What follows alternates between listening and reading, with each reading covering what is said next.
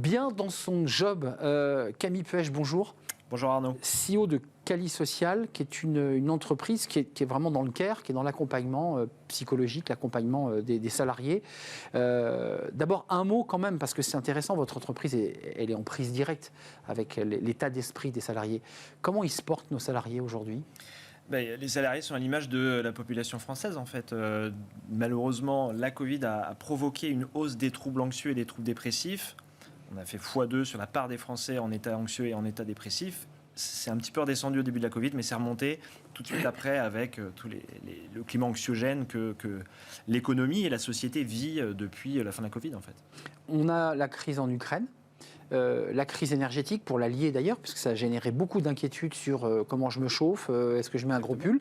Et puis on a évidemment ce conflit entre le groupe terroriste Hamas et l'État d'Israël. Oui. Est-ce que les salariés en parlent ? Est-ce que c'est quelque chose qui vient accentuer un peu plus la situation psychologique dans laquelle ils sont ?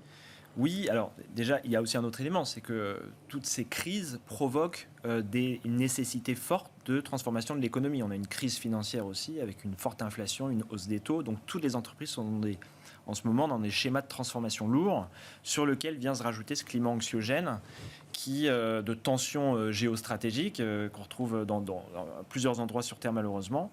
Et aujourd'hui, l'actualité est omniprésente sur ces sujets, les salariés le vivent. Mais dans votre entreprise et dans tous ceux qui travaillent chez Cali Social, ça se manifeste comment ? J'ai peur de prendre le métro, je peux venir au travail, je veux rester dans mon isolement et chez moi parce que dès que je sors, j'ai peur à un attentat. Est-ce que ça se manifeste comme ça ? Alors, en fait, tous les métiers n'ont pas la même exposition et vivent pas les choses de la même manière. Ce qui se passe, c'est qu'à partir du moment où on a une crainte en l'avenir ou en ce qui va nous arriver, se développe un mécanisme de protection qui s'appelle les troubles anxieux. Les troubles anxieux, les premiers symptômes, c'est les troubles du sommeil. Les troubles du sommeil, ça génère de la fatigue.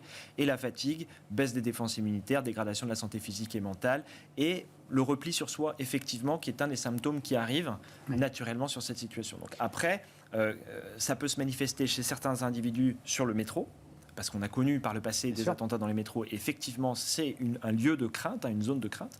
Et ça se manifeste dans d'autres métiers sur même l'incapacité à aller au travail. Je pense aux professeurs qui ont été directement impactés par la situation. Et aujourd'hui, effectivement, quand on est professeur, on se demande qu'est-ce qui va se passer sur son lieu de travail. Professeur d'histoire, je pense évidemment à eux en particulier. Venons-en à votre action. Qu'est-ce qu'on fait ? De l'écoute, de l'accompagnement. Comment on fait là pour remettre les gens en selle ? En fait, la première étape, et ce qui est souvent oublié ou qui est mal fait, c'est de reconnaître la situation. Déjà, de reconnaître la situation et de permettre d'en parler. De parler de la situation permet déjà de désamorcer les troubles anxieux. Les troubles anxieux, c'est un mécanisme de protection, c'est naturel. Maintenant, les incidences des troubles anxieux sont gênantes. Et en parler permet d'accepter la situation et de commencer à travailler pour. Donc on a fait une partie du chemin. On fait une partie du chemin en parlant. En verbalisant le fait qu'on est anxieux. Parce que vous nous dites quand même que c'est un sujet un peu tabou chez les salariés. On le garde pour soi. La santé mentale est un sujet intime et en plus est un sujet tabou en France, on le garde pour soi. Et il y a un autre effet malheureux, c'est qu'on se dit ça ne concerne pas l'entreprise ni l'activité de l'entreprise, donc pas de raison d'en parler. Et ça, c'est une erreur parce que le salarié, il arrive au travail, selon moi, c'est une erreur parce que le salarié, il arrive au travail avec toute sa vie. Bien sûr. Et effectivement, ce qui se passe dans son quotidien est affecté par ce qui se passe en dehors du travail. Et donc, l'employeur a l'opportunité, je dirais, de provoquer ce moment d'échange pour éviter justement tous les symptômes anxieux que ça provoque. Ça veut dire qu'un salarié, il faut quand même qu'il fasse l'effort d'aller voir son DRH ou son manager pour dire j'aurais besoin d'un accompagnement, ou vous allez à lui et comment vous réussissez à le toucher ? Alors, le salarié peut faire cet effort et j'encourage les salariés à en parler avec leur manager, leur RH, etc. et de pouvoir l'échanger. En revanche, aujourd'hui, on sait que cette situation, cette période occasionne une hausse des tendances anxieuses. Donc l'enjeu, c'est plutôt en tant qu'employeur de se dire, le climat est anxiogène, comment moi j'aborde le sujet, comment je parle des sujets qui affectent la santé des salariés, de manière à ce que je les aide à prendre conscience de la situation et aussi d'avoir les ressources pour y faire face. Camille Puech, ça veut dire que le DRH qui prend conscience de cela se dit je fais aussi du préventif et met à disposition, je ne sais pas, sur le site internet, sur un pop-up, sur l'affichage collectif, Cali Social, vous pouvez les contacter quand vous voulez.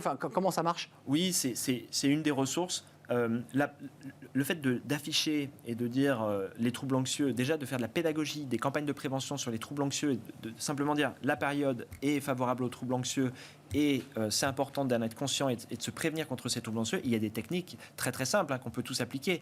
Une augmentation de l'activité physique, une bonne nutrition, du bon sommeil, une proactivité dans l'activité sociale.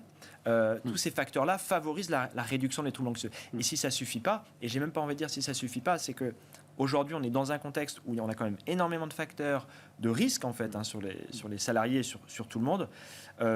C'est pas au moment où tout va mal qu'on va voir le psychologue. Vaut mieux, comme un sportif, c'est avant la blessure. Voilà, c'est avant la blessure. Pour éviter d'être blessé.